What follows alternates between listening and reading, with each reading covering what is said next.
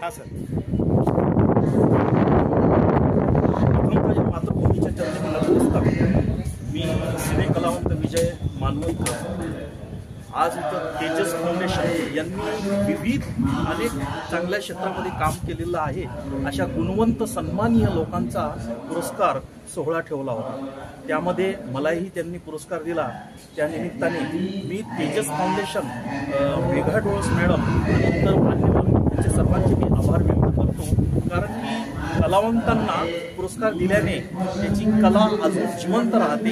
एरवी कलावंताकडे लक्ष देणारी आता लोक दुर्मिळ झालेली आहे आणि आम्ही जे राबतो ते ह्यासाठी राबतो की जी दुःखी पीडित जी लोक आहे, मग ते कंपनीमधले असो किंवा कुठल्या शासकीय कर्मचारी असो, प्रत्येकाला कलावंत त्याचं दुःख कसं दूर यासाठी सतत कॉमेडी असो, नेशनल असो, असे बरेचसे काही चित्रपट असो किंवा नाट्य असो, यातनं आम्ही जनतेला मनोरंजन करतो। परंतु आम्हाला आज अशी परिस्थिती आहे की रडायची पाळी येते। याकडे असे तेजस फाउंडेशन सारखी जी काही मंडळी लक्ष देते, त्यामुळे कलावंताला एक नवीन ऊर्जा मिळते आणि कला ही त्याच्यामध्ये जिवंत राहते। तेजस फाउंडेशनचे आणि मेघा डोळस मॅडमचे धन्यवाद।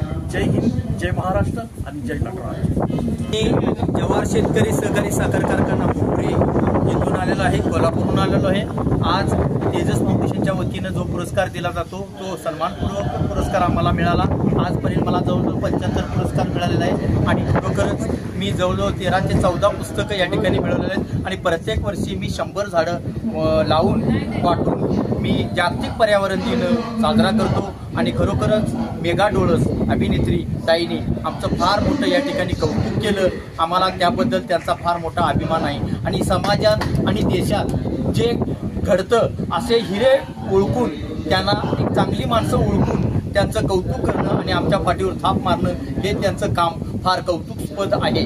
धन्यवाद। हेलो, नमस्कार। मैं बॉलीवुड एक्टर शैलेंद्र गौर MP रतलाम।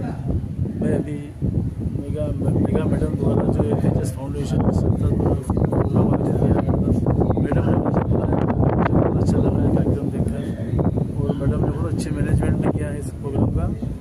मैं अभी कलर्स टीवी और सोनी टीवी पर रामायण जो सीरियल आ रहा है उसमें असुर का रोल कर रहा हूँ और शिव शक्ति सीरियल जो चल रहा है कलर्स पर, उस पर मैं असुर राक्षस का रोल कर रहा हूँ। थैंक यू, बहुत बहुत धन्यवाद। Thank you. फाउंडेशन नाशिक यांच्या वतीने औरंगाबाद येथे मौलाना आझाद केंद्र या ठिकाणी मला आज उत्कृष्ट प्रवचनकार म्हणून पुरस्कार शाहू जयंतीच्या निमित्तानं प्राप्त झाला। तर सद्गुरूच्या प्रती आपली प्रणिपात निष्ठा पाहिजे, सेवा निष्ठा पाहिजे, नाम निष्ठा पाहिजे। सद्गुरूच्या प्रती जर आपली प्रणिपात निष्ठा असेल, सेवा निष्ठा असेल, तर नाम निष्ठा असेल, तर तुमचं मन तमोगुणातनं रजोगुणातनं सत्वगुणाकडे जातं। सत्वगुणाकडे मन गेलं की मन शांत होतं आणि शांत झालं की मन एकाग्र होतं।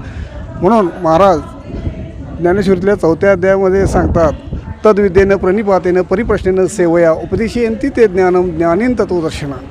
त्या श्लोकाचा अर्थ असा आहे, ज्या व्यक्तीला हे आत्मतत्व कळालं आहे त्या व्यक्तीकडे तुम्हाला जायला सांगितलं आहे, पण जाताना कसं जायला सांगितलं आहे? नम्रतेनं जायला सांगितलं, विनयतेनं जायला सांगितलं, त्यांची सेवा करायला सांगितलं। त्यांची सेवा केल्यानंतर ते तुम्हाला ज्ञान प्राप्त होईल। तुम्ही अहंकाराने जाऊन तुम्हाला ते ज्ञान प्राप्त होणार नाही। म्हणून मौली काय म्हणते की ते ज्ञान पैगा बरवे जरी म्हणी अधियानावे तरी या संतासी भजावे सर्वजित ज्ञानाचा कुरुटा तेथे सेवा हा दारवंटा तो स्वाधीन करी सुपटा ओळ गुणी। तर या ठिकाणी मला हा शाहू जयंतीच्या निमित्तानं पुरस्कार प्राप्त झाला। या अध्यात्म क्षेत्रासाठी मला हबोप गुरुवर्य भाऊसाहेब पाटील शकीनासूर यांचं मौलाचं सहकार्य लाभलं, त्याबद्दल मी या संयोजक कमिटीचा अत्यंत आभारी आहे। विलास निवृत्ती पाटील। आपण ज्या प्रतिमांचं आता पूजन केलं त्यामध्ये तेजस नावाच्या ज्या मुलाचं आपण प्रतिमेचं पूजन केलं, त्या तेजसचे आठवण म्हणून आम्ही संस्था स्थापन केली आहे। तेजस हा आमचा मुलगा रशियामध्ये MBBS शिकत होता आणि तो त्यांच्या मित्रांबरोबर समुद्रावर फिरायला गेला असताना तिथं त्याचा अंत झालेला आहे, म्हणून तो मरण पावला। त्याची आठवण जिवंत ठेवण्यासाठी आम्ही तेजस फाउंडेशन संस्था स्थापन केली। तो मुलगा अत्यंत हुशार होता, MBBSला होता। थोड्या दिवसात तो उच्च विभूषित होऊन आपल्या भारत मातेची सेवा करायला येण्यास तयार नाही होता, परंतु काळाने त्याच्यावरती घाला घातला आणि एक जवान आणि होतकरू मुलगा काळाने आमच्याकडून हिरावून घेतला. त्याची आठवण म्हणून त्याची स्मृती जागृत ठेवण्यासाठी आम्ही हे तेजस फाउंडेशन स्थापन केलेलं आहे. हे तेजस फाउंडेशन स्थापन करताना आमच्या डोळ्याकडे हा विचार होता की त्याची एक आठवण, एक चिरंतन स्मारक म्हणून राहिलं पाहिजे. त्या दृष्टीने आम्ही ही संस्था स्थापन केली आणि यातून सामाजिक कार्य करण्याचा आम्ही प्रयत्न करतो, जे की त्याला आवडत होतं.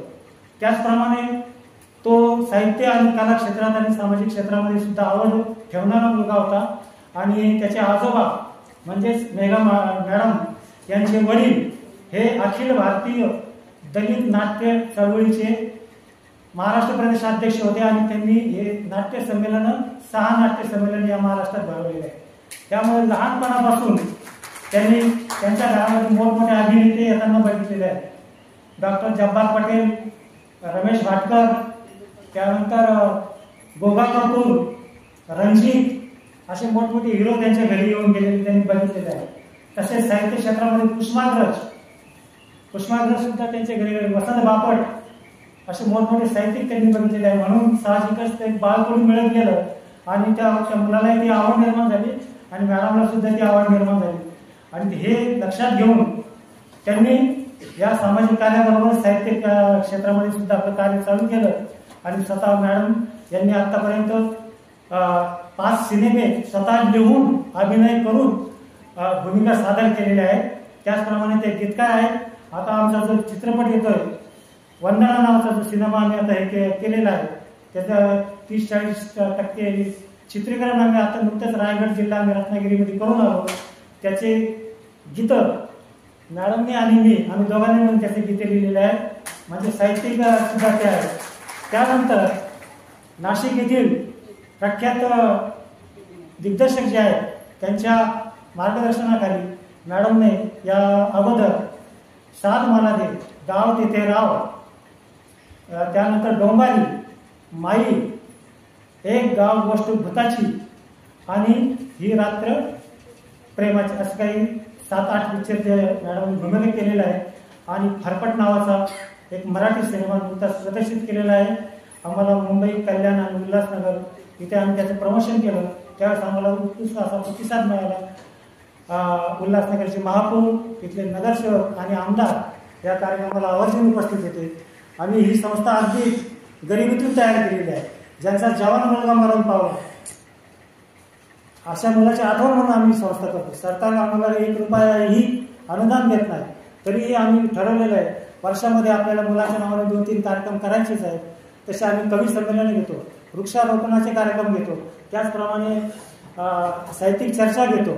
असे विविध कार्यक्रम आम्ही आयोजित करतो. आम्ही वृद्धाश्रमांना आणि बालक आश्रमांना भेटी देतो. आमच्या शक्तीप्रमाणे आम्ही फळं, आहार वगैरे, भेटवस्तू, शालेय पुस्तके वगैरे आम्ही भेट करतो. आणि ही संस्था एकमेकाला सहाय्य करून अवघे धरी सुपंत याने आपण एकमेकाला मदत करायची, संस्था चालवायची असं आमचं आहे. संस्था ही दरवर्षी ऑडिट करते आणि आपला अहवाल शासनाला सादर करते. शासनाकडून आम्हाला अद्याप अनुदान मिळत नाही. तुमच्या आमच्या वर्गणीतून आपण ही संस्था संचालित करतोय.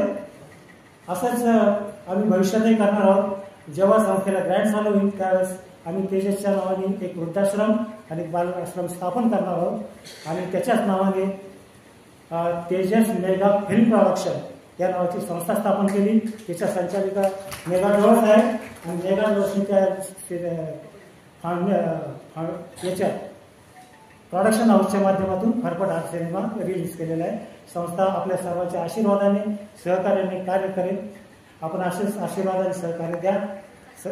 संस्थेचं काम करताना आम्हाला अनेक अडचणी येतात, त्याच्यावर आम्ही आपल्याच मदतीने मात करतो आणि एक आमच्या मुलाचं स्वप्न आम्ही साकार करण्याचा प्रयत्न करतो.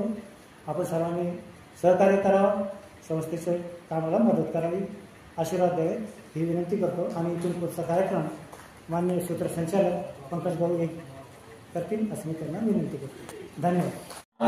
जमला पाहिजे आणि दारापट्टीच्या आवाज मी गाणं म्हणतो. ते गाणं असं आहे, दारापट्टी म्हणतात पापचडीवर असतात आणि हातात नाळीवर म्हणतात. काय म्हणतात बघा,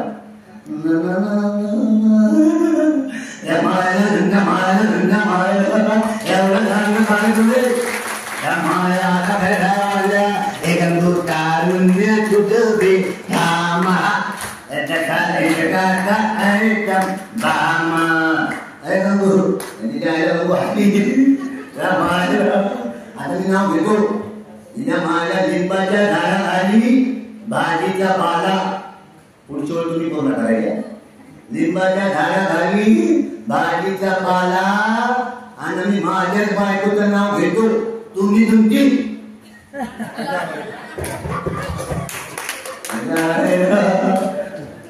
काय झालं माहित आहे हा जे तुमच्या मनात आहे जे तुमच्या मनात आहे ते माझ्या होटांवर हा ही गंमत आहे हरकत नाही पुढील आवाज मी काढतो ज्या आवाजावर महाराष्ट्र शासनाकडून बरेच पुरस्कार भेटले जसं सरांनी सांगितले की आदरणीय सन्माननीय अजितदादा पवार तसे मोठे मंत्री तुम्हाला सांगायची गरज नाही आवाजावरून तुम्हाला कळेलच मी आता आवाज काढतो आवाजात नीट लक्ष द्या फक्त मध्ये टाळ्या वाजू नका आवाज पूर्ण झाल्यावर टाळ्या वाजवा ते मंत्री सुद्धा इथे आले आणि ते मंत्री आपला कार्यक्रम हा सोहळा बघितल्यावर काय म्हणतात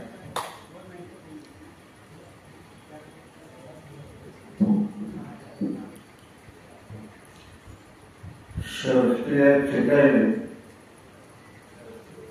मला असं वाटतं की एवढं चांगलं कार्यक्रम या ठिकाणी ठेवला पण कसं या ठिकाणी आयोजन म्हणून सगळ्यांना पुढील वाचण्यासाठी खूप साऱ्या शुभेच्छा इथेच आपलं जय जय महाराज हा आवाज काढल्या मला लगेच कळले असेल असे बरेच आवाज आहेत हा आवाज फेमस आवाज आहे ओळखतात मला आवाज काढला होता पण ज्या माणसानं फार कमी वेळात लोकांना हसवलंय ज्याच्या नावात लक्ष्मीकांत आहे आपण त्याला प्रेमानं काय म्हणतो लक्षात तुम्हाला खोटं वाटत जेव्हा लक्ष्मीकांत रेड्डी या जगातून गेली मी 2 दिवस जेवलो नाही म्हणजे असं वाटतं की आपल्या घरचाच माणूस गेला आणि आज लक्षात आपल्याला असतं तर काय म्हणले असते पण झालं काय की त्यांच्या मागे लागले तात्या बघा तुम्हीच किती विंचू तुम्ही किती बरोबर बोलले तर लक्ष्मीकांत रेड्डी त्यांच्या स्टाईलमध्ये म्हणतात काय म्हणतात बघा त्यांची एक स्टाईल आहे त्यांनी असे बोलताना असे करतात कुठं आलं काही कळत नाही काय म्हणतात कसं काय बरं ना अहो खरं कोणी काही नाही केलं तो काय तू माझ्या मागे राहतोय म्हणजे काय सगळी कसं काय होतं काही कळत नाही काय पण होत नाही कसं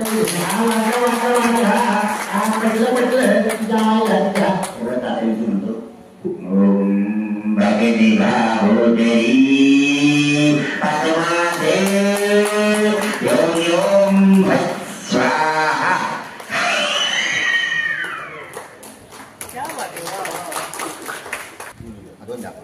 नीट बघा का अरे काय सरबडत चाललात काय जॉईनिंग करा आता नीट बघा काय जादूगर लोक कोट घालतात लपावसाठी मी तसं काय करत नाही मी काय केले मुद्दा पण हात ऑलरेडी हे गेले आता सर मी तसं करतो कसं करायचं हे कागद असे हां हां नाही फाडायचे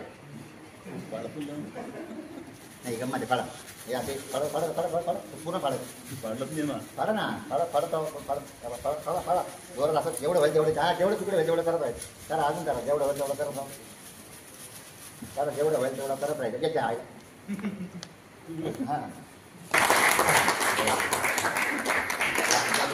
झाल्यावर चांगलं काम करतो खोट्या घालायचं त्याच्यावर मामाला एका लोटा टाळ्या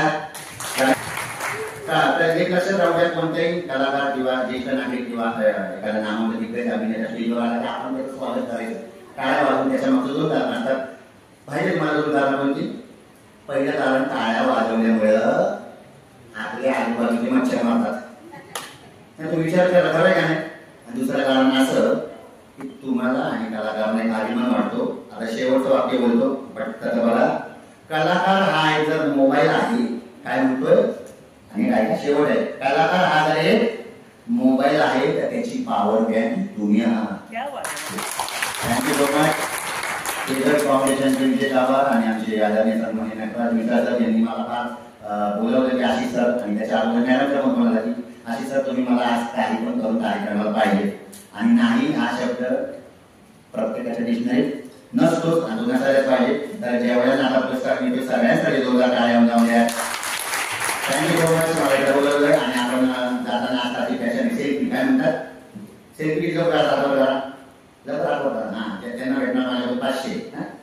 डेडिकेशन थँक्यू. तुमच्यासमोर सादर करतो.